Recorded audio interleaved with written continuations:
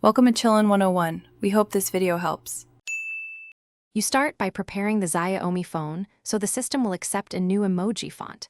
Enable unknown sources in settings and make sure you have a file manager installed. You will need it to locate the APK or font. Once done, download the iOS emoji APK or the iOS emoji TTF file to internal storage. If you plan to replace system fonts, you may need root. However, many Xiaomi builds allow user font replacement. Make sure to confirm your MIUI version before proceeding. Now you perform the core installation steps.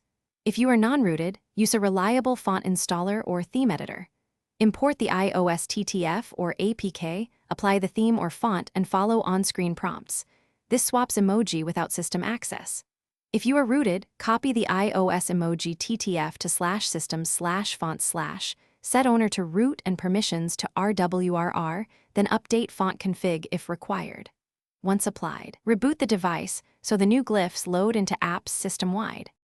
Finish by verifying the emoji appear correctly in multiple apps, Open Messages, WhatsApp, and Notes.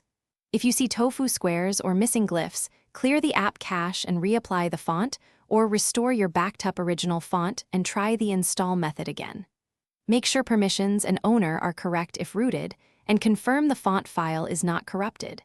If things still go wrong, you can use an emoji keyboard app that inserts iOS-style images as a reliable non-root workaround.